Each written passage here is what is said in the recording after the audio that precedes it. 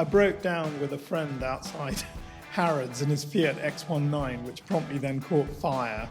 And we managed to put it out. He went to the AA and a traffic warden came up to us and he said, I only don't give tickets to two lots of people. People that broken down and people who've got Rolls Royces. The people with Rolls Royces, they work hard for their money. You should never give them a ticket. Good and man. I thought, my God, okay, so that's the other category. Mr. Cooper, did you have a favourite red? Fire engine. Oh! I used to love a fire engine. I still love. There's something still about a fire engine going nor. The Cullinan is considered a step too far for most I of them. think it is. Yeah, that is the judgment. I think that is the judgment. Yeah, you don't see many Cullinans. There were a few lurking around here, but you can see they've gone, nah, you know what? This is too much. At some point, we're gonna get egged in the street. So.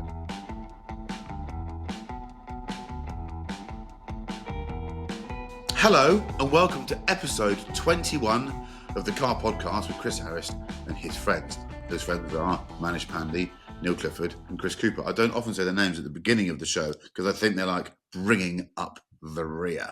Now, if my face looks like I've just snogged a wasp, it is because it feels like I have.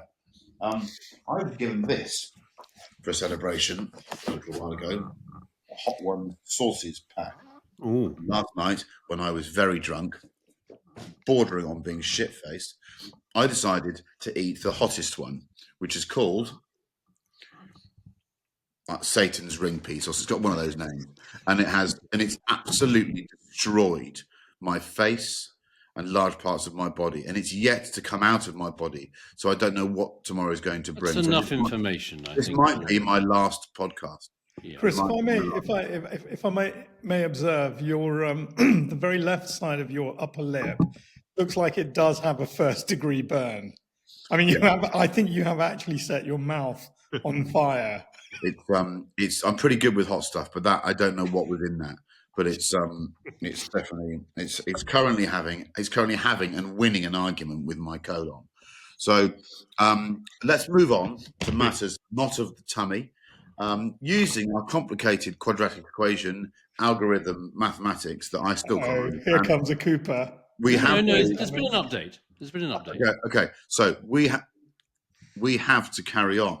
I'm told that the mathematical equation burps out a price of £8,000 for this week to my learned friends. So, Neil Clifford, what car are you choosing for eight? Oh my God! No, that's it. Is that it? A little update to come. Okay. Neil Clifford, what car are you having for £8,000? Well, as always, same as my car last week, you can have this car for $5,000 to $25,000, and it's going to be it's unbeatable in the real world. Whatever you guys say, this is a better car. Is the Porsche Boxster, and we all need to sort of talk about the Porsche Boxster really, because even though in Porsche language, the next car is always the best one, and I think you have to follow that logic. That's absolutely right. The big decision at 8K is: do you find the shittiest 987, or do you go for a really quite good 986? And that's a big. It's sort of on the borderline because there aren't really many $8,000 987s. Whenever that was, 2005 onwards. So I was a bit worried at 987, so I stuck with 986, and I went and found what. Actually, I own one of these cars, although I've lent it to my mate. I'd go midnight blue. Actually, I've obviously got the actual car. Yes, of course I have. Yes, here it is. You can't see because the lighting's probably crap. We'll show it. But it's midnight blue. I've gone with an early car, so it's got the orange indicators, because that's the lovely reference back to the prototype car. I've gone S, so I've gone 3.2, navy blue with tan. Actually, the interior looks slightly worse for wear, but I'm sort of ignoring that a little bit. It's a shame. And some of the service history has been lost, but I don't think that's a big problem because I trust this guy because he's got 5-star Google reviews.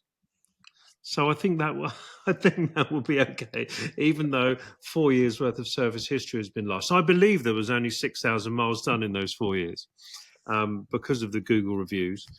But I think the truth is the car It's unbeatable almost at any value.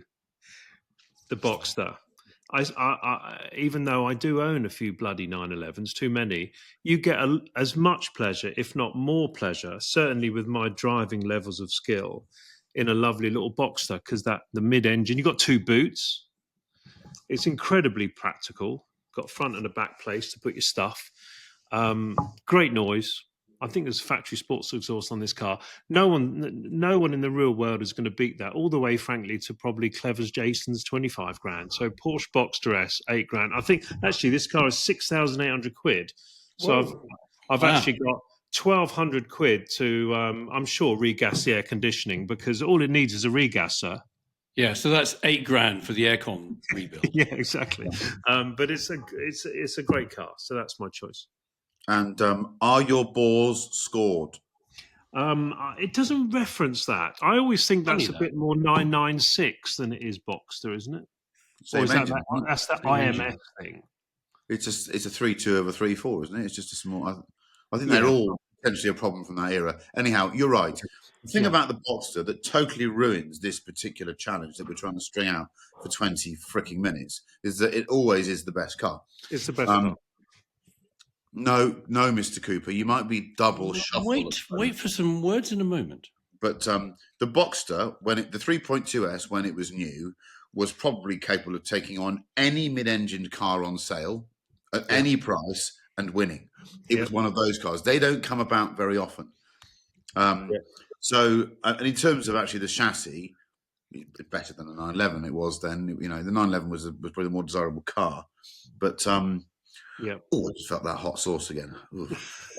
So, yeah, Neil Clifford, I can't really argue with that. I remember the first time I drove a 3.2S. It was like the Boxster was given a little bit of leeway in all tests. It used to come up against things like TVR, Chimeras, and it gets smoked in a straight line. And then this thing came along. We thought, well, this is the complete package. The 3.2 was a huge step on the 2.7. So, I think you're right. Great car. And then it's got a fantastic noise as well. But they sound better from the passenger seat, don't they? Because the intake is on the left-hand side. They all do. Left-hand drive. Yeah. So, Manish, what are you choosing for your £8,000? Well, I'm going to go Jaguar again. Ooh. 2 weeks in a row. Can I just say that this is not a good mechanical buy from me at all, and it's quite an old car. But this is just, I am really enjoying these sheds. Can I say that? Just it plays into my skill set, which is just browsing, looking, feeling the Jaguar. I tell you. Neil, for those on the radio, is holding up what's Austin his name? Powers. Austin Powers' company car. He actually saw Austin Powers' actual E-Type. Yeah, The went for $850,000. What? Yeah, Woo! yeah, 850 grand. Someone will buy it. Anyway, I had a good look, and although there was an XKR available for this kind of money, I went for a 1998 XK8 only because it's so pretty. This one that I found, British Racing Green. It's absolutely mint. 52,000 miles, 2 owners, and we did say this was a shed car. It's a car we put in a shed. We may use it, we may not. But I would love and cherish this baby. I looked at the interior. This is just unbelievable. It's a good car. It's the same car as you had last week. Well, it's very similar. No, it's not. It's the one before. Yeah, Exactly. interestingly, it's the older one. It's the older one. Yeah, last week's was a facelift. Last week's no, but there's something about It's this. a model. It Look was at a following this. model. Was it? Okay. It's So a fantastic beautiful. looking car, that. I'd be very, very, very happy driving this car. And this was, what was it? £7,989. £11 left for various mints and Snicker bars. Emergency or otherwise. Exactly. They're great. A friend of mine did buy one. I'm gonna confess to something. So a friend of mine bought one when they were new, and he was so pleased. He was at Goldman. I remember he's got his bonus, and he was very happily married. And they got the car, and it was navy blue, and they took it out for its first drive, and the throttle cable snapped at about 30 miles. I mean, it was not the most reliable or happy experience of ownership he'd ever had in a car, but this thing looks so bloody. You remember what they looked like when they suddenly came out. We'd gone They through look all better the now. alterations. They look better now, I think. They do. Yeah. I Yeah. agree. It's such I, a it's the stunning looking car. first car I went in was on work experience at Autocar, and I went to Millbrook with Steve Sutcliffe, and he was road testing it. It was an early pre-prod job, and of course he drove in a manner I'd not experienced before. And that's when I immediately thought, I want to be able to do what he does, and I'll do whatever it takes. And I remember being very excited to go out on the shoot with the car a few days later on the road, but that never happened because one of the Autocar members of staff had the biggest shunt imaginable in it somewhere near on the A3, I think it was, and came into work looking like he'd be in a fight because those who didn't have the variable deployment airbags had like black eyes. Just looked like he'd done 5 rounds with Tyson. Shit. Yeah, rumor has it that they were so pissed off. Lovely guy, actually, he was a good lad. His punishment, he was given a Polo Harlequin to run for a year. Oh, I'd drive one of those now. I think it's Yeah. good. That's Are the any of rumor. those left? We've got to check. Are there any of those Harlequin ones left? They were quite You cool. can't find them. I don't think they were sold as Harlequins, but they look like them now. Yeah. So, Chris Cooper, what are you going to have?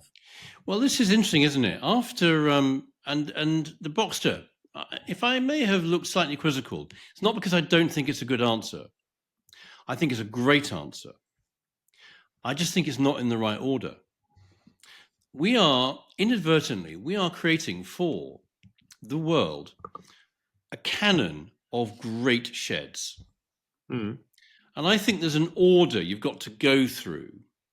So I think the Boxster comes slightly later. I was having that thought earlier on when amazingly we had another text message this week. Fancy that.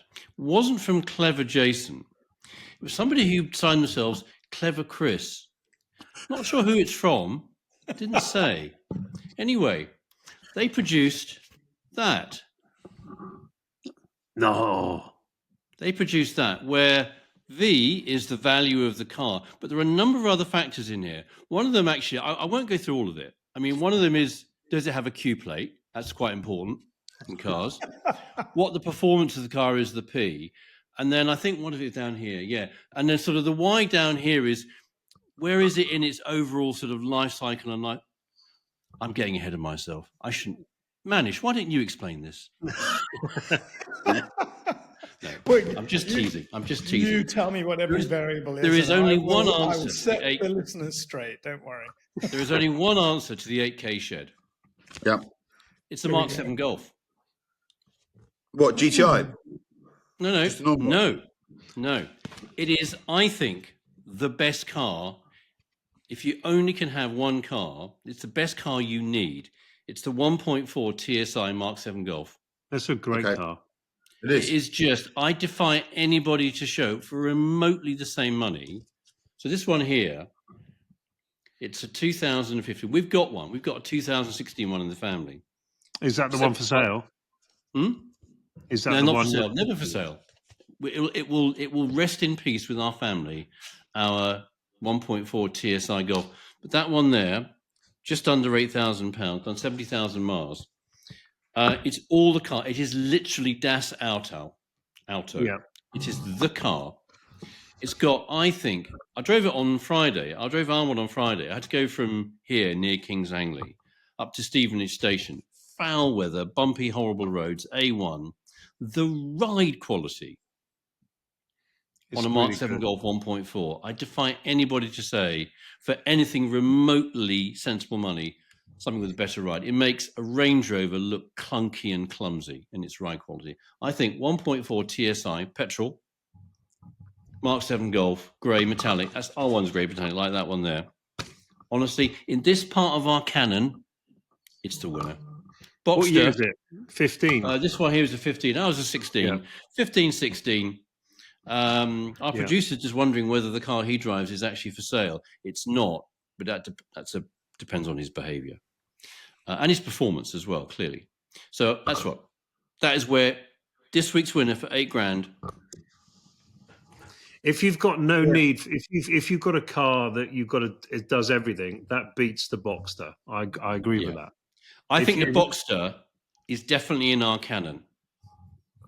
It's the second car, the Boxster beats the Golf. Yeah. As a first car, the Yes. Golf wins. Yes. I think the problem with the Boxster, the later Boxster, is it's a better car, but the steering on a 987 is so much nicer that it transforms the driving experience. The electric Is steering it? on the 987. I've never driven 987. 981 is a slightly great looking car. I much prefer it, and everything is better about it. But the steering it's everything in a mid-engine car. So I think the Mark 7 Golf is fantastic. One of the tests I apply to this before I eat these hot chili sauces is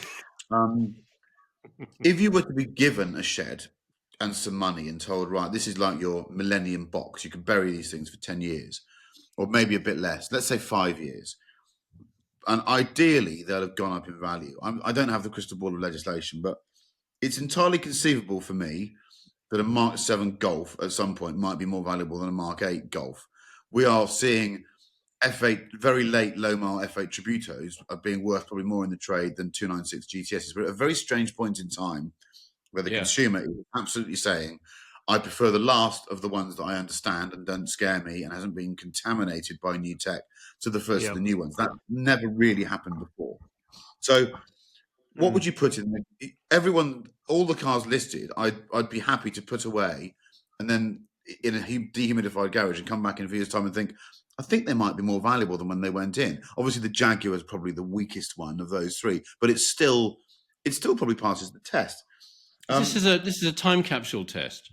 Well, so I'm applying the time capsule test to this because I think I want these to go up in value. Yeah, but we want to make sure that they don't turn out to be like Rolf Harris's stylophone, or we're not good. We're not. That's not. No, that's a totally different comedy sketch. Okay. Okay. So back to you. I think and I'm now going to totally digress from what I just said. I want to buy Jaguar XJS because it doesn't really pass any of those criteria, but they just look great value for money at the moment. And I've got one. I found another one. I still think you'd park it up, and this car's going to be worth more money in a few years' time. It's a manual. Was it the red one on Auto Trader? Because I ummed and ahed and oohed. It's a beautiful car for 7,995. Yes, that's the same one. Oh, yeah, how I much found is that? that too. And I ummed and oohed and ahed between the two. 6,995. 6,995. That's right. There's a few issues. Yeah. I was driving it yesterday. It's heavenly. It rides in a way that I don't think any modern car comes close. Yeah. It's got a locking diff, so when you come out of every junction, you get a bit like this. It's got 221 horsepower. It does 0 to 120 seconds. It's got a 5-speed gearbox that doesn't have any detent to reverse. So I apologise to the guy behind me on the Gordano exit slip road when the reverse lights came on, and he absolutely shit himself because I did as well. But it's a whole bundle of joy, and they seem relatively undiscovered. You know, they were consigned to the bin a long time ago. XGSs, they were sort of beyond irony, but I think they'll have their day. I think they're rather glorious things. I think that's a brilliant choice. Same. So the détente thing, it hasn't got like you don't have to put your foot on the brake or press a button. No, there's a little brake gate, but it's gone. It's that rubber that you go through on a BMW. That's sort of gone. So I went for first gear, and I just had a sense that I thought did that feel right? You know, when you on the start line of a race, and you're like, you check 4 times. You're like, is this? Well, you would, you'd have to. Yeah, you would. We've all done it, and I just thought. Have you ever selected reverse gear at the start of a race? I've definitely had reverse gear and then gone to first on the grid. I've had neutral loads of time. You tried doing it in one of those Elise races with that weird cable shift. Oh, that horrible gear shift. You don't really know where you are. Any gear is a bonus in that. Yeah, and when they get hot, of course they became more recalcitrant. So I think I'd also. Jaguars are not going to be. They're not making any more of the Jaguars that we probably want. So any Jaguar is going to be more special in a year's time, isn't it? I think that's my. I feel some kind of just one quick first into reverse story. When I was a medical student, I think I might have said this before. There was a garage. I did my electives, one of them at UCLA, and the garage in Westwood was called Lotus Lamborghini. I don't know if I told you this, and it was one where they had various beautiful Lamborghinis in the window. And the Diablo had just come out. There was a bloke, I used to see him in the showroom every day. And my very last day of elective, he waved at me, said, come in. Went in. He was English. We ended up having this really nice chat. And he told me the story, this is 1992, of a very famous heavyweight champion boxer who bought a Diablo. And he really wasn't probably the best driver in California, but he was a very strong man. If you remember the Lamborghini gearbox, it's got reverse and then you go down into first, but there's a clip. And then first to second is a dog leg, isn't it? You go down.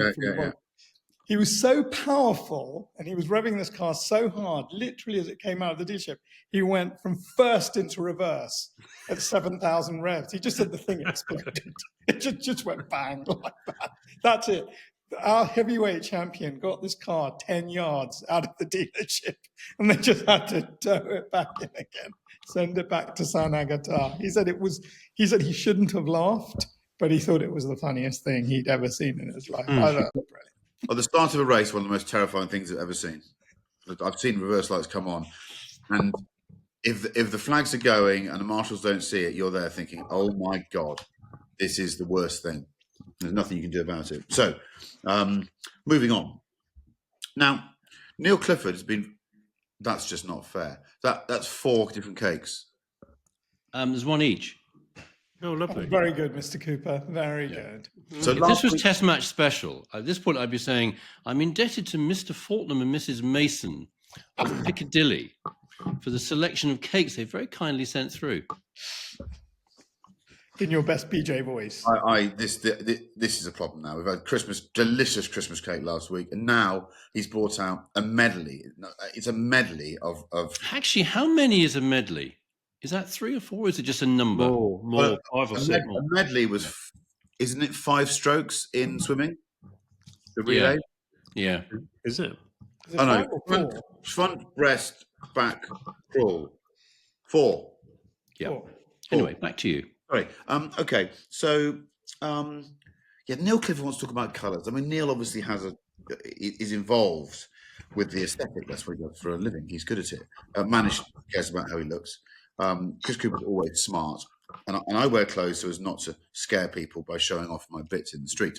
But I do love a car colour, and I do think the world's become rather boring with colours. And I saw a picture from 1977 on Instagram, and there were just loads of really colourful cars.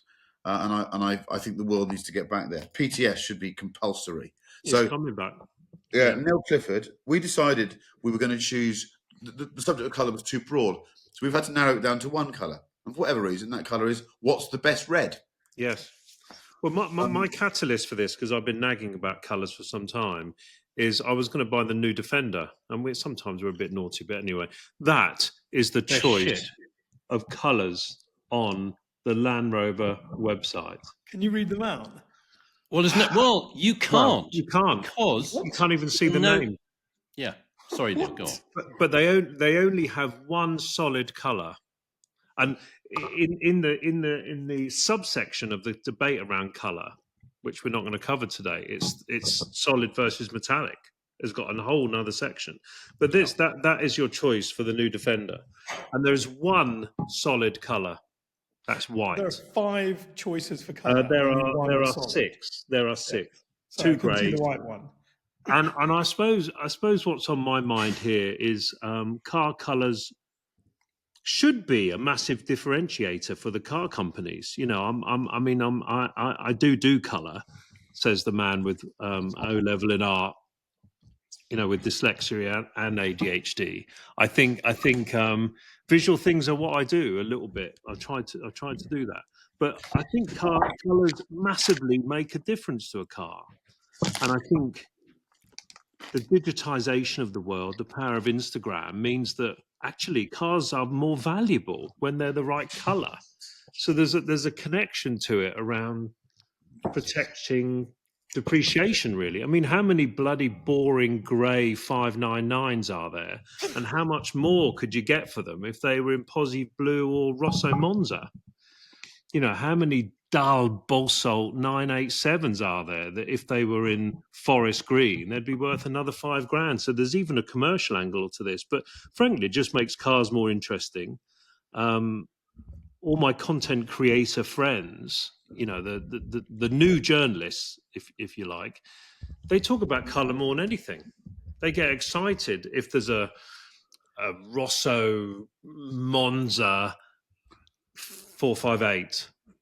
So I think color is so, and I suppose my point here, and then I'll shut up, is car companies should take a lot more interest in color because they would sell more cars. Because as cars become less mechanically interesting, let's say, differentiated.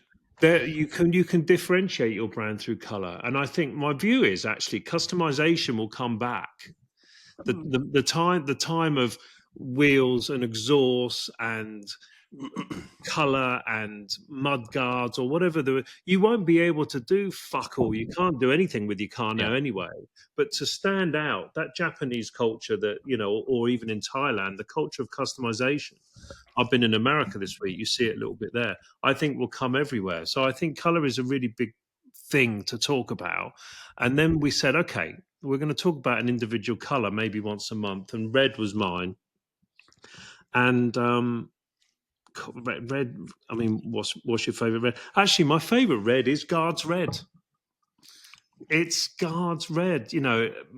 We talked about whether Rosso Corsa is something that's a bit too obvious. Of course, if there's only one car that is sort of almost acceptable in Rosso Corsa, which is behind me. There it is.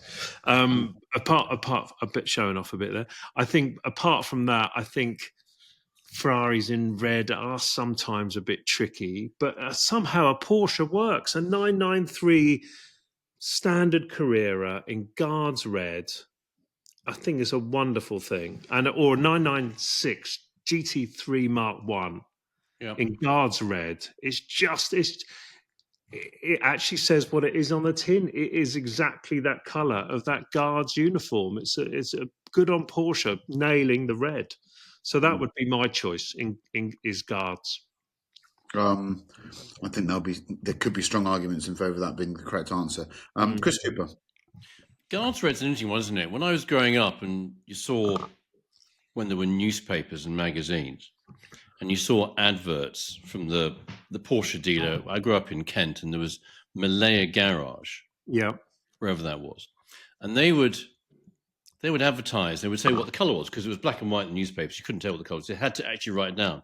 One of my bugbears about Auto Trader, one of the few bugbears I have is it's very hard unless you go to the filtering thing to sort of narrow down all the colors.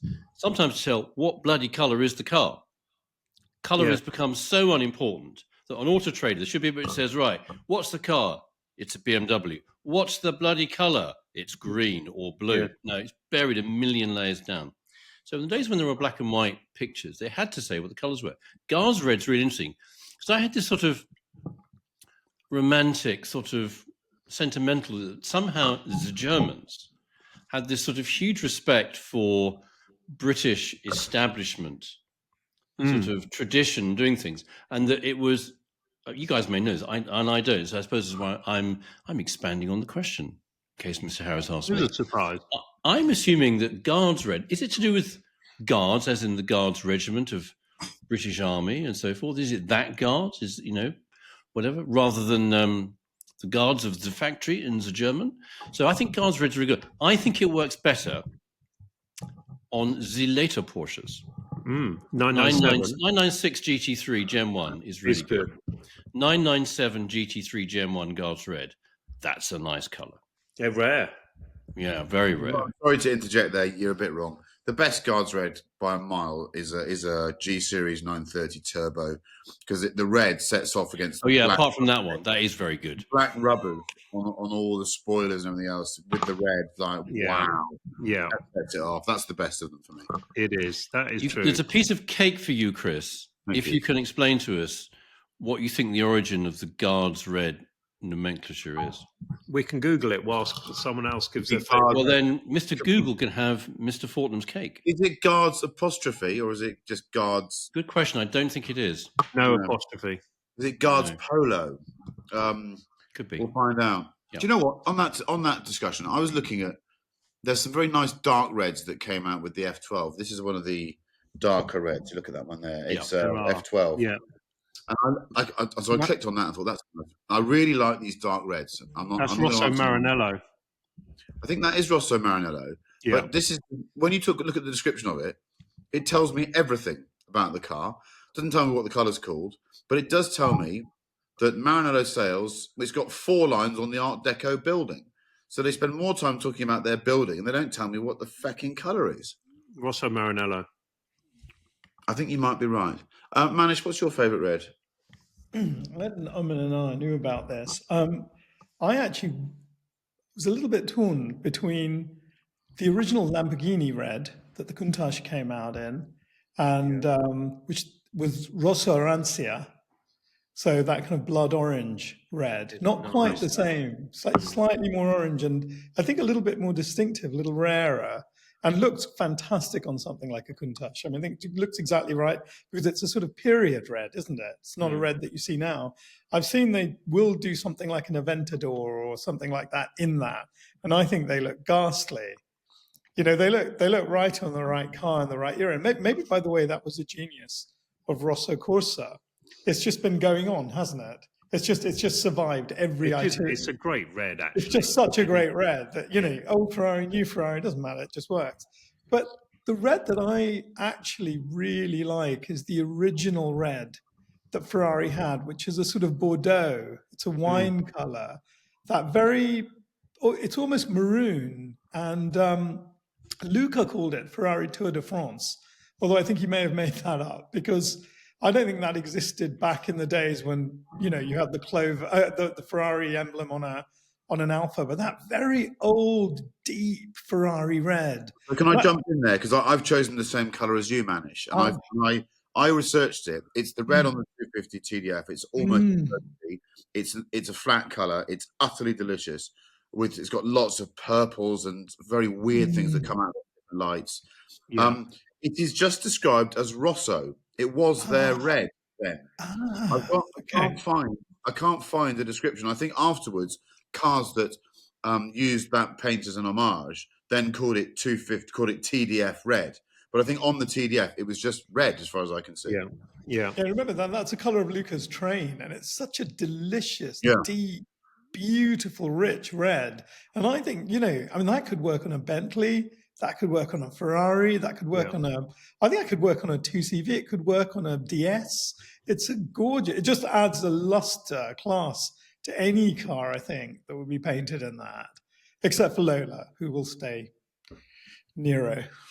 It is. Ferrari have some great reds, actually. Yeah. They are the kings of the red choice, actually. But most reds are better as flat colours, non-metallic colours. Completely agree. That triple layer on the 458, actually no, it's 599 onwards, didn't they? They did that triple layer red, whatever that was called, Rosso fecking expensive, and I think it's Rosso Monza. That's a great colour. I had a Rosso Monza 599 GTO. Like an idiot, I sold it with chocolate leather. It's on the DK website now. If you look under sold, you can still see it. Rosso Monza, chocolate leather, GTO 599. What a plonker selling that. I'm now going to do something really nice and kind. I could read out, because it's been sent to our admin WhatsApp group, the reason for Guards Red. But I'm going to leave it to Chris Cooper because he's clearly looking at it. So he can look like the very, very intelligent one. Go on. I was actually looking at something else, but our producer has just sent us something. Listening to because he listens to everything. And he sent something that he's found on the internet, so it must be true. And it says, Guards Red is a color that has adorned generations of Porsche sports cars. And continues to paint the town red to this day on cars like the GT3. Its name boasts, isn't that a great journalistic word? Boasts. That's AI written that shit. Touch of yes, royalty. it's the AI overview on Google, but yes, drawing. This is the important bit. Drawing inspiration from the color of the uniforms worn by the soldiers who guard British kings and queens. Yeah, I'm not going to go. I'm not going to go again because that dark red. I love guards. I also, Yeah. It's good I, colour I red. quite like a Rosso Dino Overlooked. as well. That orangey Rosso Dino is Orange, yeah, it's beautiful. That's fantastic. it's a really, but the Yeah. weakest is for me Rosso Corsa.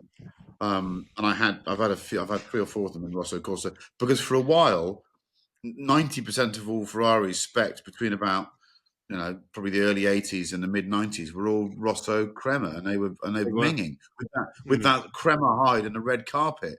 Just looked like someone had been murdered in the fucking thing.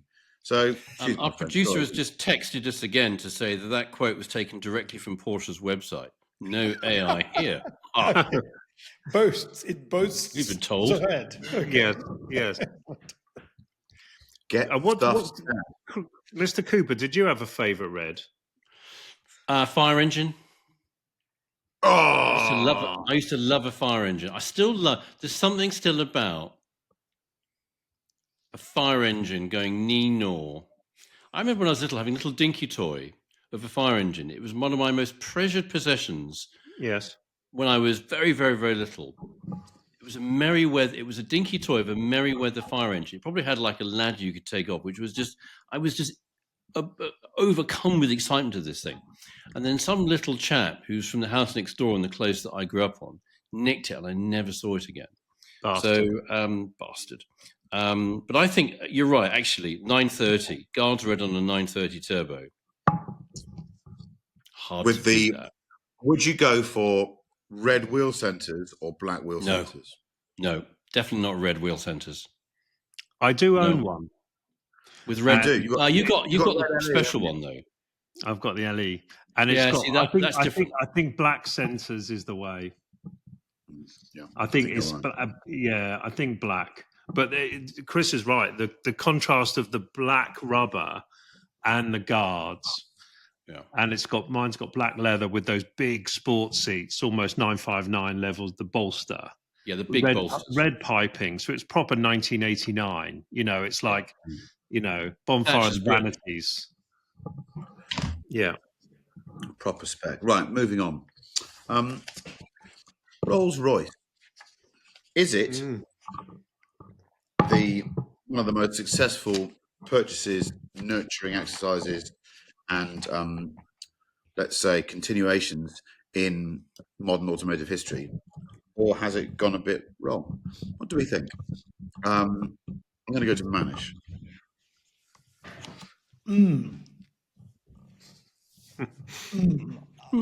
I've got a little dip with Rolls-Royce. So I think in the 70s and the early 80s, for me, it was a car that it was so far beyond even aspirational. It was just this mark that you see on television, that Hollywood stars drive, that the Queen possibly drives, that just marked. It was so far above kind of a Mercedes, which could be a diplomat's car. It could be a Rolls-Royce was just a Rolls-Royce, whatever it was. If it was a Corniche convertible, it was the Aga Khan in the south of France or something like that. It was just completely unattainable. It just meant, I don't know, it meant class, but also I remember I broke down with a friend outside Harrods in his Fiat X19, which promptly then caught fire. And we managed to put it out. He went to the AA, and a traffic warden came up to us, and he said, I only don't give tickets to 2 lots of people who've broken down and people who've got Rolls Royces. The people with Rolls Royces, they work hard for their money, and you should never give them a ticket. Good and man. I thought, my God, okay, so that's the other category of Rolls Royce owner, a guy who's done it. I remember Mike Yarwood getting into a Rolls Royce when we were, where were we? We were outside the Hilton. I remember about 1985. He has an enormously big head, by the way. So it was, it was that kind of car. It was so classy, so unobtainable, so much. So Jimmy Tarbuck. Yeah, listen, he worked hard for his money, and he was a TV personality, and I was never going to become either of those. So that was that. And then there was the odd mega consultant, on Harley Street, who had kind of the ultimate. And then Rolls-Royce and Bentley at that time weren't, they really weren't that different in terms of beasts. Like, I get there was a little difference in the grille and the upholstery, but they had the 6.75 litre engine that produced ample power because they'd never published that. And they were just great things. And then they went through that funny, boxy. Neil's holding up. I think it's a Silver Shadow 2 It is, yeah. grill, isn't it? Just Yeah, such a that's stunning Mike Yarwood. Mike Yarwood. and then there was a Camargue, which was, I think, kind of the other way. They got a little modern and a little bit more boxy, but it still kind of all worked. It looked really rather beautiful, I thought. And then they went through this bit in the middle where it all, for me, just went wrong and all spoke of, I don't know if we've got enough money, and we've just overhauled the engine again, and it's we're relying on the fact that it's got lovely upholstery and a great client base, and if you go to the Middle East, blah blah blah. And then I can't remember what year was it that BMW bought it. Was it 98, 2003, sometime around there? Yeah, end of the 90s, wasn't it? Yeah, and Or suddenly 2001, 2 maybe. Yeah, so we all the models now. What is there? There's Ghost, Cullinan, Phantom. What's the other one? Wraith. Does it still exist? Wraith, Spectre as well. I was thinking. So okay, so most of those have got basically the same turbocharged V12, beautiful BMW engine in them. To me, I can't see my traffic warden stopping and not giving one of those guys a fucking ticket. I mean, I could see him literally getting a can of yellow paint out, throwing it at the windscreen and going, take that if you want to park for 1 minute too long outside, whatever. I think they're really, really, I know they're beautifully engineered. They're all, I don't even know how much money they are now. 300,000, 400,000, £500,000? They must be that expensive. Yeah. They're vulgar as hell. I think the aesthetic for me is it's just not there. Guy sat down with his ruler. He's found angles that I didn't know or couldn't exist. I get the suicide doors bringing us back to kind of, Edwardian gentleman's underwear. I don't know. Well, I think they're horrible cars now. I have to be really honest. I think they are horrible, horrible cars. I see one, I wince, and I just wonder what is inside that car. I just wonder what is inside that car. And it's the entire field. Maybe the Spectre, because it's got an EV, it's this great modern whatever. But it's just, it's a BMW engine with a vulgar box on it. It's over customized. They've just been showing off, haven't they? We're actually selling fewer cars but making more money. Well, good luck. Whoa! I'm just going to go and hose myself down with cold water after that torching, much of which I think many people agree with. Neil with an eye. I won't hear anything negative about the Rolls-Royce brand. I do get Manish's point of view, but I think that's more society's change than Rolls-Royce. Yeah. I think that would be my judgment of that, because in those Mike Yarwood days, you could argue that it was as flashy as today. Yeah, exactly.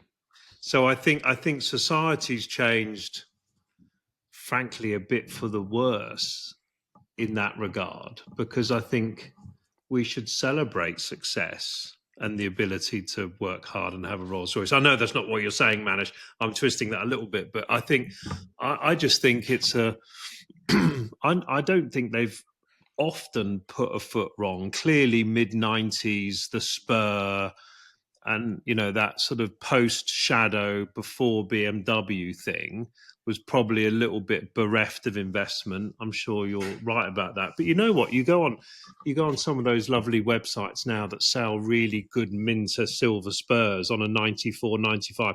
They look fantastic. Yeah. I want a daily one of those buggers. The squareness of it, the interior, that hand-built thing. So I love the brand. I worry about the Spectre just because I think, even though you can, I'm sure, very much argue that it's the perfect car for EV in terms of silence and smoothness. I would struggle. I think Manish's point is maybe correct in as, or I would agree with Manish. Could I daily a roller? I think you'd struggle because society has probably changed, maybe for the better, or whatever. Can't judge that, but I think it would be hard to sort of pull that look off. Be it that I've attempted to do it in a Bentley Turbo R, but that maybe 1990. The 1990 thing is a bit more sort of layer cake. You can sort of pull it off a little bit more than you can a new one. And listen to the CEO this week or last week where they were saying the customization piece. Yeah. You know, employing another ton of people, making the factory bigger. It's underground in Goodwood. I mean, I've never been there. Yeah. I'd love an invite, by the way. I think it's it's British. It's a British success story. If you went around the world and you went up a volcano in Jakarta in the middle of a paddy field in Indonesia and said, "Tell me what you think is the best car in the world," they would say, "Oh, it's a Rolls Royce." Yeah. So I think from a brand perspective, they've been able to maintain a very high level of credibility and desire, and for that respect, we should celebrate them. Yeah, fair enough. Again, a lot of people agree with that. Chris Cooper. Do you know, can anyone remember who owned Rolls-Royce before its current owner? Volkswagen. Vickers. Check out the big brains on Neil.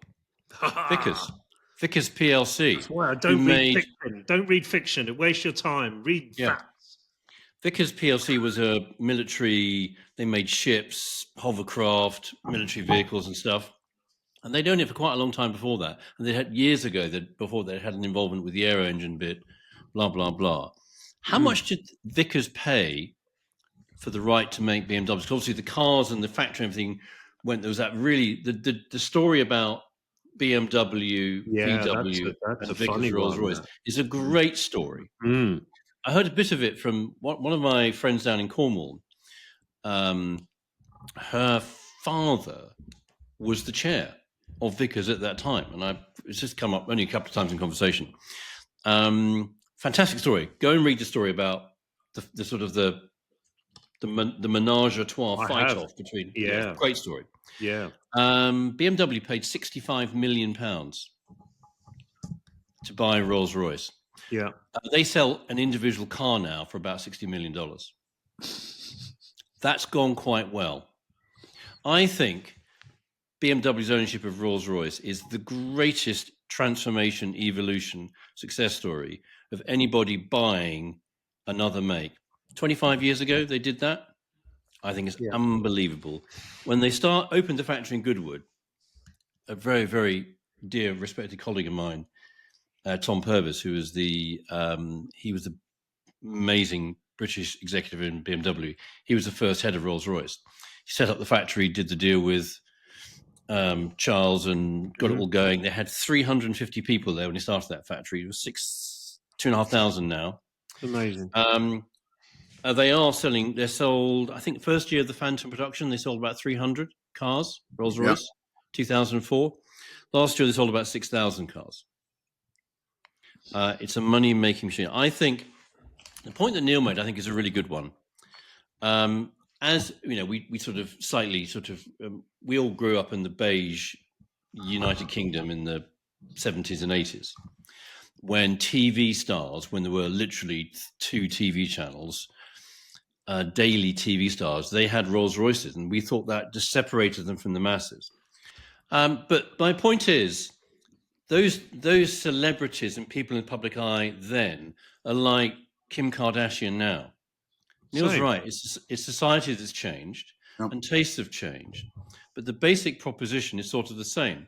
And you're right. If you ask, I remember there's an interview I heard, a Ukrainian footballer who plays for Arsenal Football Club in the UK was asked to comment on the quality of a recent sign to Arsenal, William Saliba. And this is Zinchenko, the Ukrainian player, who's probably quite concerned with what's been going on in his home country the last few years. He's not, a here today, gone tomorrow sort of character. He said, describe Saliba. He said, Rolls Royce. He's a Rolls Royce. Yeah, the brand thing is magic. It's just so, I think if the question is, name a better or worse transformation. I think the Rolls-Royce transformation under BMW, first with Tom Purvis, I'm biased, I think he's an absolute extraordinary man who I'm privileged to work with on board of Motorsport UK. And then Torque Sensing Diff, as I wouldn't call him to his face, Torsten Müller-Ottvoss, who was the guy who took it on from about 2010 until last year. There's now another British BMW executive taken over. It's unbelievable. I think that's the job you want in automotive. Yeah. Following Torsten is a quite good In time. many respects, there are two questions to answer here. And Manish has answered a different question to you two. You've quite rightly spoken about the success, the incredible custodianship that BMW has shown. There's a lot of big brands bought things that we all care about, and a lot of them have been mismanaged, and we think that their histories and their heritages have not been respected. But BMW has actually done a great job of making a business. You know, Rolls-Royce was a terrible business for about 30, 40 years. In the late 90s, it was a shed. It was literally a bucket. And I remember the first Serif that I drove. Oh, I think somehow Steve Croppy blagged a long-term Serif sports car. First of all, you shouldn't be giving out long-term Serifs. It's not a good look. What you're saying is we've got them lying around, have one. I remember driving it back to back with a 528i E39 BMW. There was not one category in which the Rolls-Royce was superior. It was just shit. So it wasn't it was, and also to come back to using the Rolls-Royce as the denominator of excellence, there is only one quotation. When Sir Humphrey Appleby is trying to persuade the newly elected Jim Hacker Prime Minister to sign up to Trident, he says it is the Rolls-Royce of nuclear missile. Bring back Humphrey. So I'm totally torn. I really admire what they've done with the brand. I loved the first BMW Phantom is one of the best car designs ever. It was so much more decadent than anything else on the road. It was when you saw it, it was like going to a model shop and there being a 1/8 model amongst all the 1/10 models of radio control cars. You saw on the road and went, what is that? It had road presence beyond anything. I owned one. It was ruinous. I tried to daily it. It was pathetic for me. It was terrible. But it's the most special car I'll probably ever own. It was just remarkable. I wrote some very harsh things about the Cullinan. I stand behind them. But for me, this is the key thing. Rolls-Royce doesn't exist to do anything other than make money. It has to. And it had to make an SUV. And I suppose it's not the car company's fault. It's the people that buy the bloody thing. So I don't like the concept. I have to say that the visual execution isn't for me. It's less offensive than it was 5-6 years ago whenever they launched it, but I still don't like it. It's an amazing vehicle to travel in, and one of the quietest, most calming machines. Rolls-Royce should isolate you from the outside world, and Get a Mark 7 Golf. Yeah. So, I think my favourite of all the modern Rollses, which I think it embodies everything a Rolls-Royce should be, is the drop head Phantom that they did whenever, was it 07, 08? That's a car that no other car company could build or sell with a straight face. And Rolls-Royce did. So I'm slightly torn. The Spectre, well, I think the market's not reacted that well to it, has it, in terms of used values? No. But It looks cool.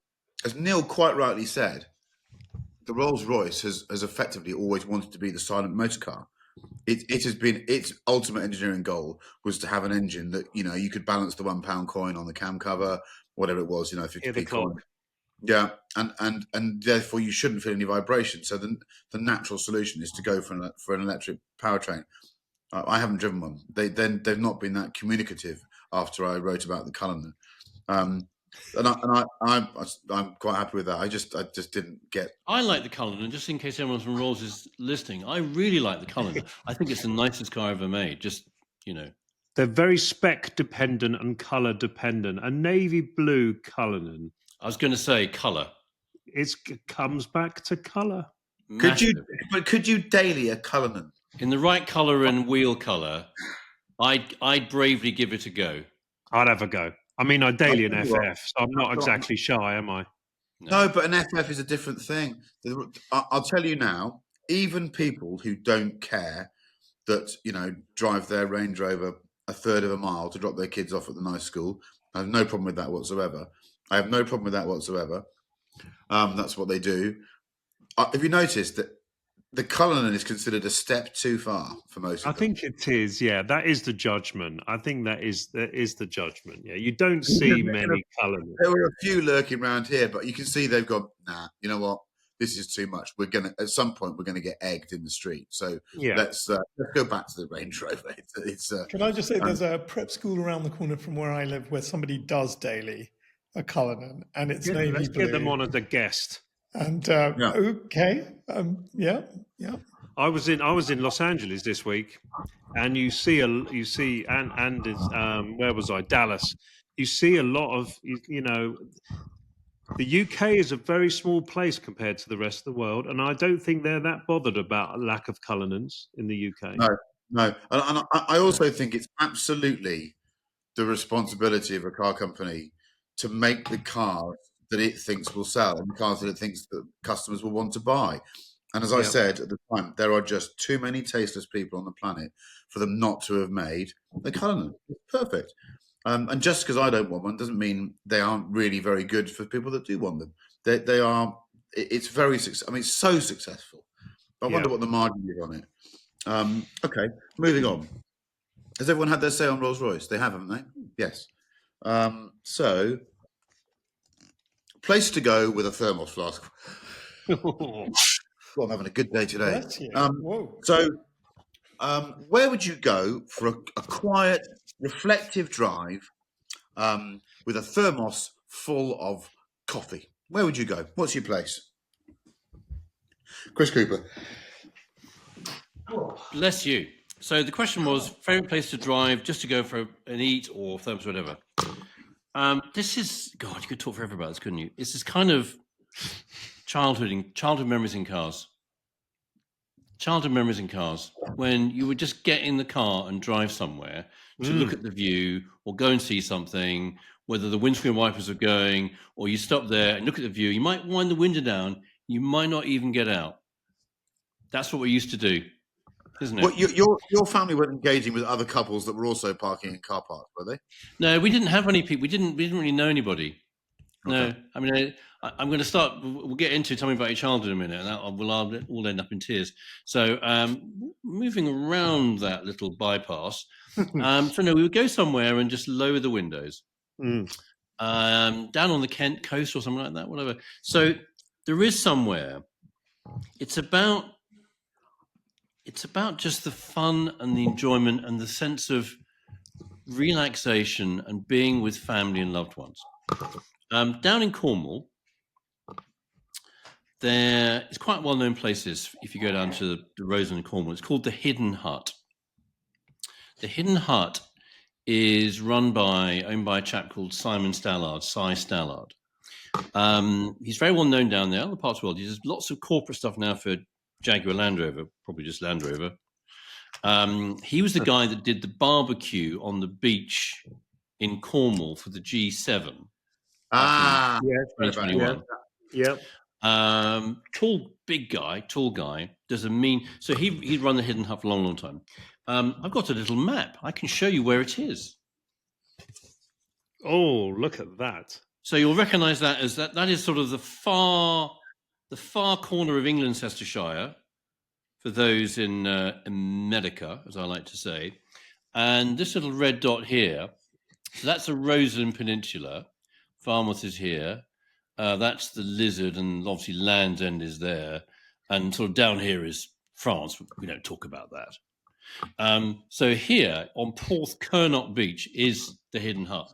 It's got the stunning view. You can park just on the top of the hill above it, a couple hundred metres away, or you can walk all around the Roseland. Just want to drive there. It's one that Lynn and I love out of season, so we might go down in a month's time. We'll go down in the Defender, Lynn and me, with Murray, our dog. We'll lift him into the back. He's a bit old now. The Defender's quite high, the series Defenders. And I can't believe he's done that. Did he say with the dogging? He said. I said, with our dog Murray. Oh, so This is- I'm talking audio, about. the audio clipped a bit then. Sorry. I'm talking about near It's the new Falmouth, not near microphone. fish ponds. Yeah, sorry. It's awful. So, Hidden Hut down in Cornwall. It's a lovely little drive through to Roseland. Park the car. Lynn, Thank Murray, you for and me. being the adult in a room full of children, and also saying Kent Coast so accurately, because that is Hard for me to trouble. say sometimes. Yes. Manish, where would you go? Well, you know, my two trips a century. Weirdly, there's somewhere I go, and I do actually do this, but I don't drive. I take a taxi, and I get them to drop me off. And I love doing this, and I go about halfway. I do this a few times a year. It's always very late in the evening, always when it's night, just because I love the view. And I don't. I go with a hip flask. I know that sounds mad. Nice. I was given one, a very, very, very nice one when I was best man at a wedding many, many years ago. And I love driving to Westminster Bridge, or being driven to Westminster Bridge and just being dropped off there. And you go halfway, and I challenge you, and if you live in London, to find a more beautiful It's spot lovely. at night. I mean, some people say Primrose Hill is really, really pretty. Go to Westminster Bridge. You're right on the water. Look east, and you just feel millennia of history hit you. And look west, and you see what London now is. Look north, look south. It's a great place, and just have a drink there. And it's great. I literally go with the hip. I've got Glenmorangie in my hip flask. Just have a little shot of Glenmorangie, warm up, have a little look at that. And it's actually almost better in the winter than the summer. You know, you warm up with that view. It's a beautiful place to drive to. Really beautiful. Neil with an eye. I've got two quick ones. I do this every Sunday with my wife, sometimes in a convoy with my daughter, to the Ivanhoe Beacon. Oh, yes, I know it. Yeah, which is just near me. 20 minutes. We got about 5 or 6 little different warm up the car loops. Where it takes you 20 minutes to get there and 15 minutes back or 10 minutes that way. And you've got this lovely little circuit that I'm sure everyone's got their own little secret circuits around their house.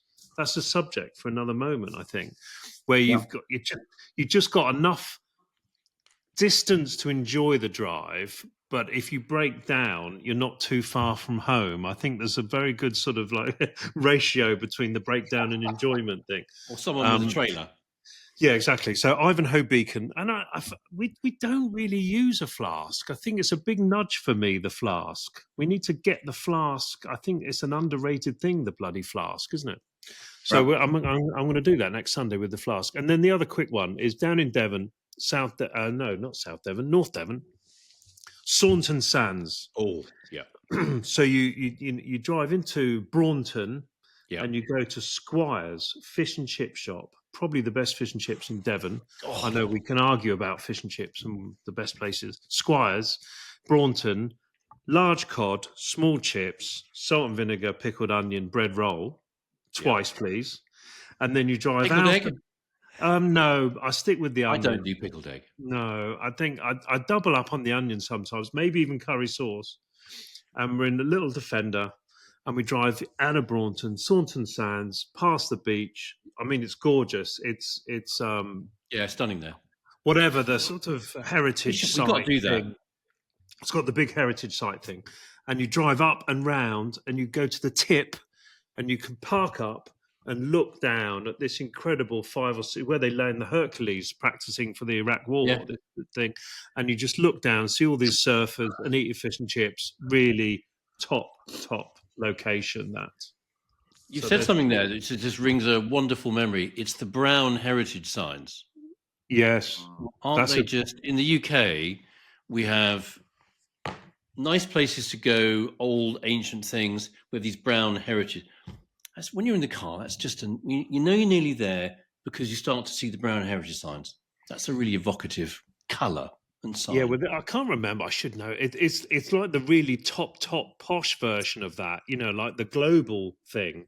that. Okay, Is like it a World World Heritage Heritage thing. Site? Yeah, it's a high level that, but it's because of the sand dunes and it's all very special. Whatever, I Yeah. should know more about it. But anyway, Fish and Chip Squires, look over, really good. Lovely.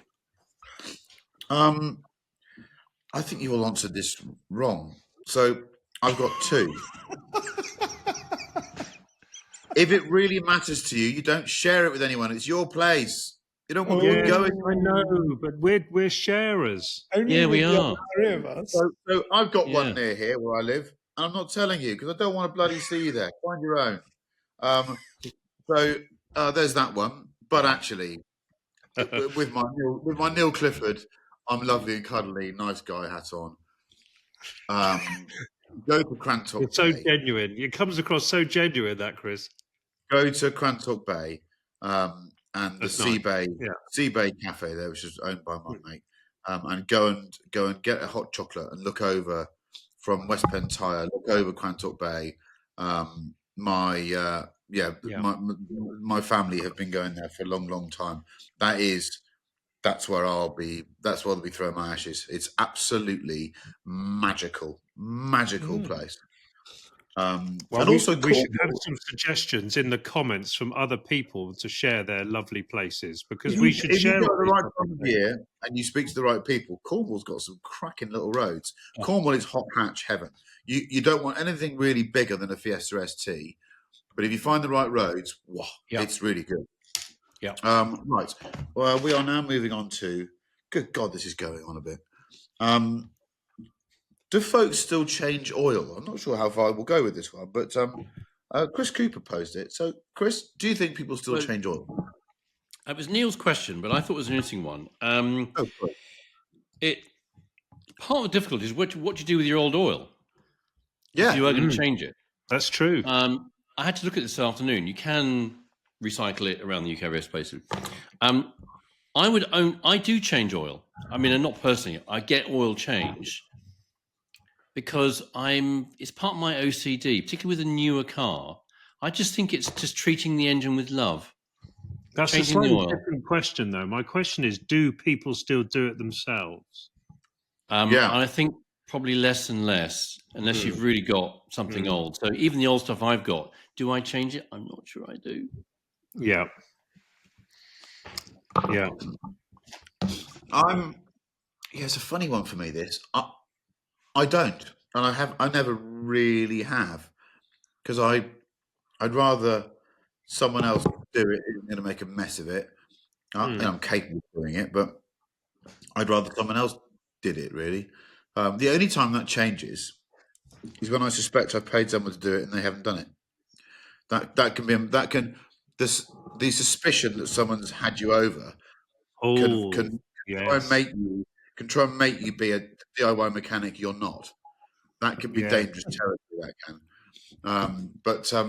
it's not for me. It really isn't. And maybe my generation was the start of the rot, and I can't complain that the young generation can't drive without traction control, because my generation not being able to service their own cars and changed brake discs and pads is probably the beginning of that rot. It's probably the same thing but more advanced. Yes. Neil with an eye. Well, the reason for this question was me going back into the olden days, where my first job was at the Fiat Cannons garage in Portsmouth. Where was that in Portsmouth? It was on the Copner Road by the fire station. Yeah. And I could walk there from my house. And it was the YTS scheme because, bless me, I had 1 O level in art and there were no jobs in 83. It was 12% unemployment. So we went down the job centre and me and my mate Simon got a couple of cards, 25 quid. He was a mechanic. There's 100% guarantee if I do anything mechanical, I'll fuck it up and make it worse. But it was the parts department. So I spent a year with my little microfiche talking to the mechanics through the one hatch at the back, and then you had the front counter. And the front counter, which feels like yesterday, but it was, bloody 40 years ago, how embarrassing, was people coming in to get an oil filter and a set of pads and that lovely Oleo Fiat can of oil for their 128, for their Strada, for their 127 Sport. And I used to love that little microfiche. And it was a normal thing. But I suppose in those days you would put your washing on the line and you didn't have a tumble dryer, and you would go and buy your Quink ink for your fountain pen, and you would clean your shoes on a Sunday All evening. your fingers. There were many things that went on then that don't now, and it's probably a good thing. But it's a big memory for me looking after individual people, that you got a bucket, you undid your little something, the oil came out, you did it back up, you change the filter, and away you go. And you know that was it. Because now, and this is a subject for another time, it's £150 an hour. Oh, We don't need get to me talk. started. We need to talk about hourly rates in garages, because how has that become acceptable? It's not acceptable. Do you know what a registrar gets paid for being on call for A&E an hour at night? More No. like 80. So, Well, half the price obviously of it's changing slightly oil. different. The mechanics aren't getting £150 Sure, an hour. sure. That's even worse. They're getting minimum wage plus, let's say it's 35 grand a year, so it's £17 an hour or something. But if you're Land Rover, bless them, Aylesbury, it's 150 quid an hour or something. Yeah. It's ridiculous. So I think maybe more people should be changing their oil and filter than maybe they are. Do you top I up suspect- oil, Neil? I do top up. Not There's a as warm regularly. feeling. I do check oil. Yeah, I do. It's a full service. I do the tire pressures and check the oil, but then I have And to the washer Google. fluid, Oh yes, I do that. Yes. if you can find where it goes in. Yeah, I do that. But I yes, think full there must service be for me is. there must be certain modern cars that you're not allowed to service yourself. I wonder if you said to BMW, I'm buying a brand new, whatever, 320i, G30 or whatever, but I'll be servicing it myself 3 years. I don't think your warranty is valid. I You think wouldn't. they'd find You an would You're know. excuse. boom. Yeah, absolutely. Yeah. I think Yeah. that's So right. I think that's right. But I don't think.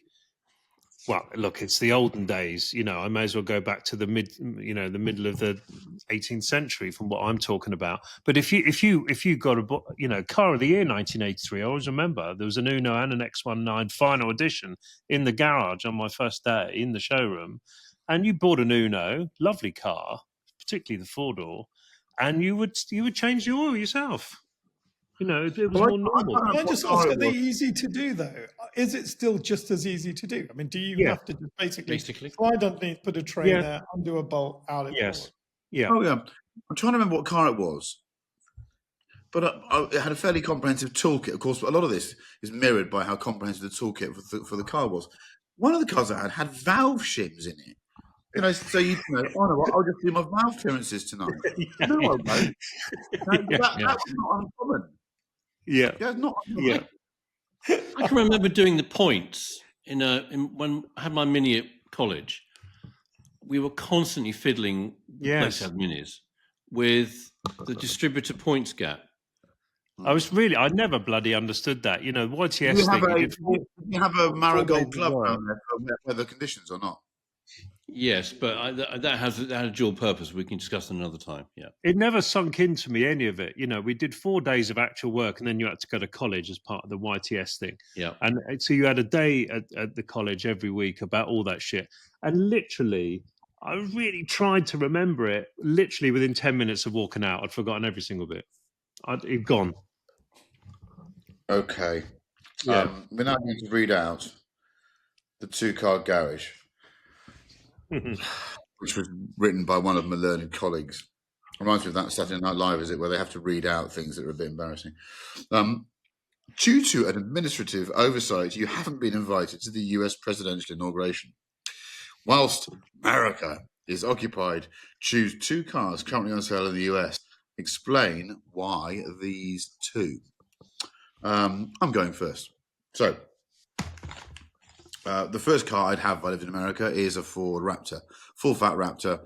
I wouldn't have the R because it's probably just a bit too full on. I just have a Raptor. I had one in the UK for a while. It was too big, but I just if you're in any country, drink the local beer, and the local beer, if you like cocking about in America, is a Raptor. So I'd have a Raptor, and I think I'm a bit of a Camaro man, but they've stopped that now, haven't they? So for me, I'm going to go double forward. I'm going to have a Mustang. I'm just going to have the Yeah. latest, whether it's Dark Horse.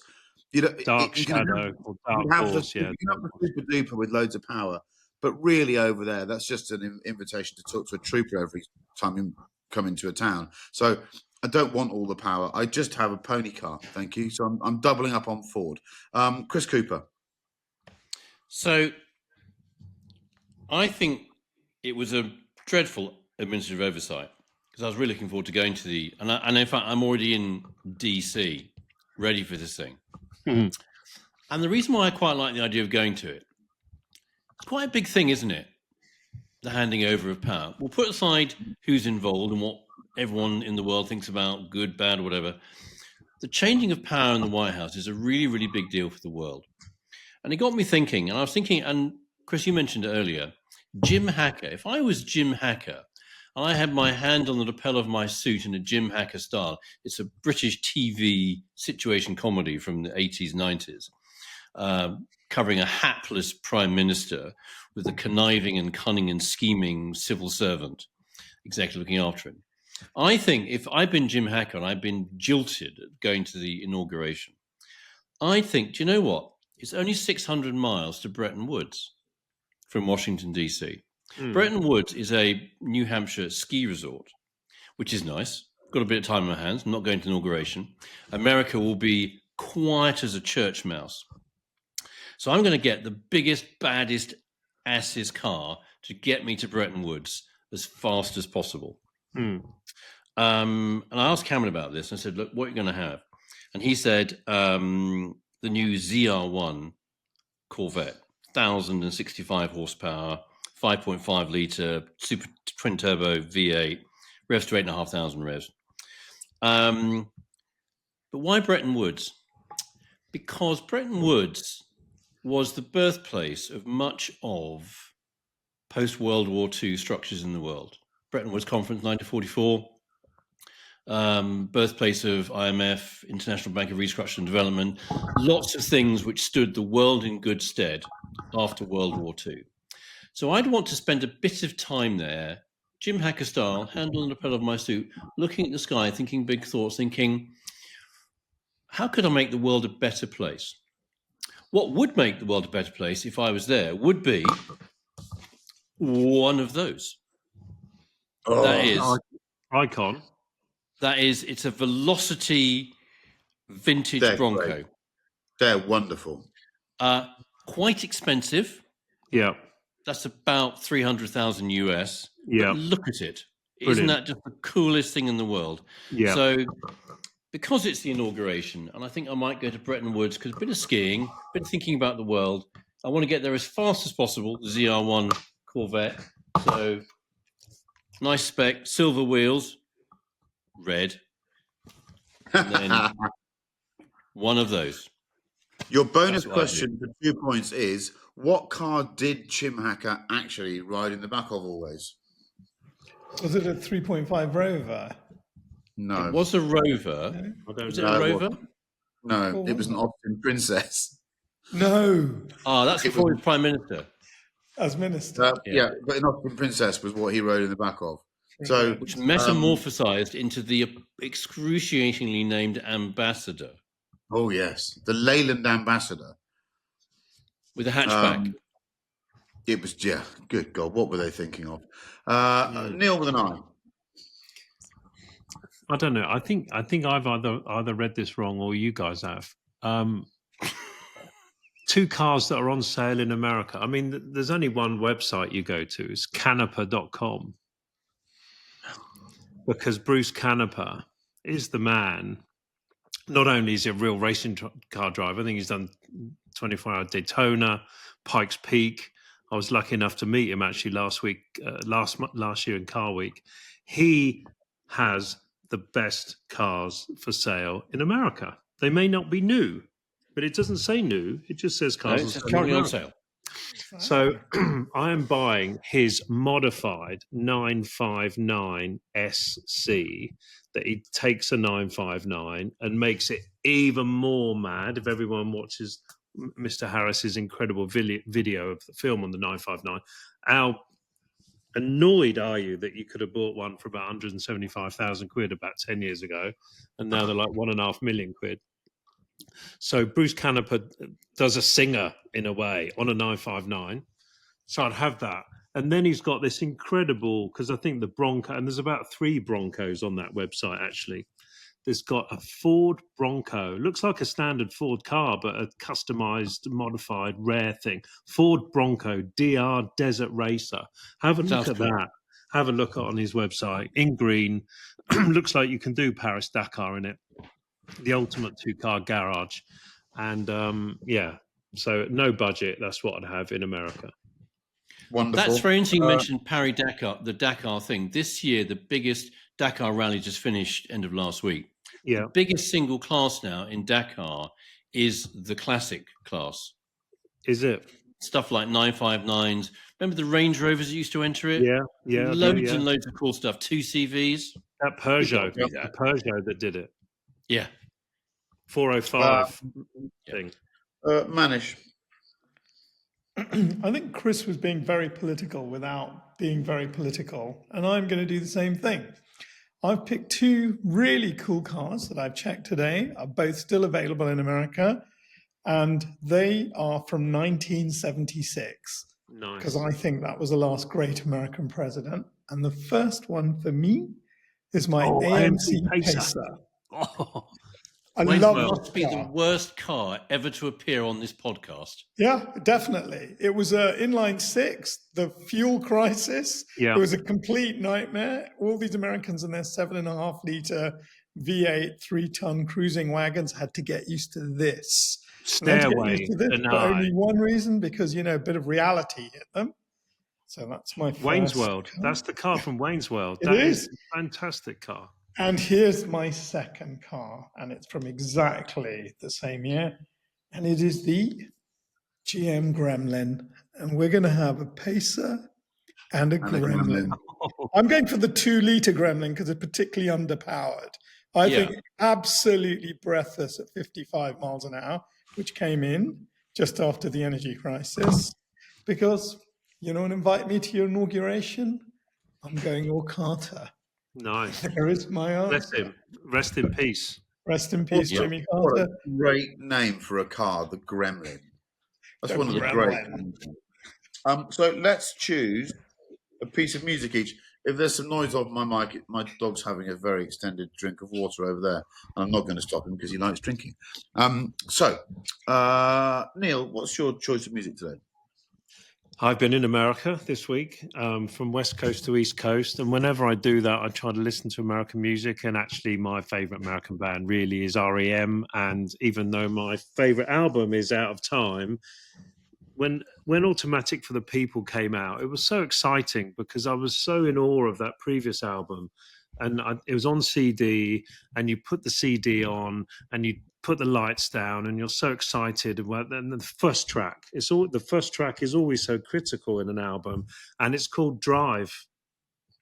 And it's all in my view, all of REM's brilliant, but that's a particularly when you remember an album and you remember the sequence of the songs, Yes. and that the first little guitar that comes in on that track, I remember it like it was yesterday in 94 when I bought that album. And it's called Drive, which is quite cool for our little podcast. It's a great tune. Yeah. Manish. Just on the same inauguration theme, it's a song from Japan. I think it was 1979. No, it was a bit later, 81. It's a 12-inch remix version of European Sun. It's on the album Assemblage, and it is Giorgio. I think the original was produced by Giorgio Moroder. I think that's right.